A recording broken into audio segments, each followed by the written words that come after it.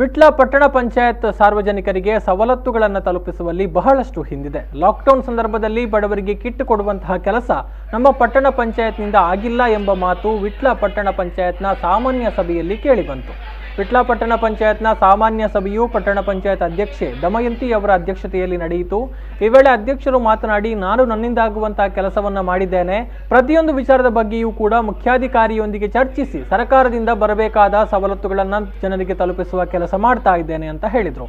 ಇನ್ನು ಕೋವಿಡ್ ಹರಡ್ತಾ ಇರುವ ಹಿನ್ನೆಲೆಯಲ್ಲಿ ಆರೋಗ್ಯ ಇಲಾಖೆಯ ಸಹಯೋಗದಲ್ಲಿ ನಮ್ಮ ಪಟ್ಟಣ ಪಂಚಾಯತ್ ವ್ಯಾಪ್ತಿಯಲ್ಲಿ ವಾರ್ಡ್ ಮಟ್ಟದಲ್ಲಿ ಕೋವಿಡ್ ತಪಾಸಣೆ ಮಾಡುವ ಅಗತ್ಯವಿದೆ ಎಂಬ ಮಾತು ಕೂಡ ಸಭೆಯಲ್ಲಿ ಕೇಳಿಬಂತು.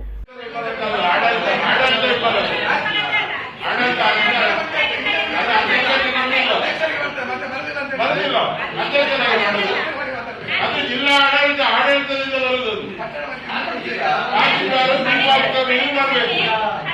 20 ಕಿಟ್ಟನ್ನು ನೀವು ಎಷ್ಟು ವಾರ್ಡ್ಗೆ 18 ವಾರ್ಡ್ಗೆ ಆಯ್ತು, ಒಂದೊಂದು ಮುಗಿತದೆ.